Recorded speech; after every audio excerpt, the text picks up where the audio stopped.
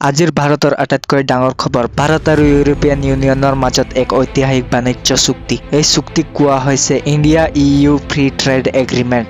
এই চুক্তিৰ জৰিয়তে ইউৰোপীয়ান ইউনিয়নৰ প্ৰায় 96% সামগ্ৰীৰ ওপৰত থকা টেক্স আৰু টেৰিফ কমাই বা সম্পূৰ্ণকৈ আঁতৰোৱা হৈছে। ইয়াৰ অৰ্থ কি জানেনে? ভাৰতৰ পৰা ইউৰোপলৈ এক্সপৰ্ট হ'ব টেক্সটাইল, ফাৰ্মাচিউটিকেল, চামৰ সামগ্ৰী, অটোমোবাইল আৰু IT সেৱা বহুত সহজে। ভাৰতীয় কোম্পানীসমূহে পাব নতুন বজাৰ, নতুন বিনিয়োগ আৰু হাজাৰ হাজাৰ নতুন চাকৰি। ইফালে ইউৰোপৰ পৰা ভাৰতলৈ আহিব নতুন টেকনলজি, আধুনিক মেচিন আৰু গ্ৰীণ এনাৰ্জিৰ সুবিধা। বিশেষজ্ঞসকলে কৈছে এই চুক্তিয়ে ভাৰতক বিশ্ব অৰ্থনীতিত অধিক শক্তিশালী কৰি তুলিব।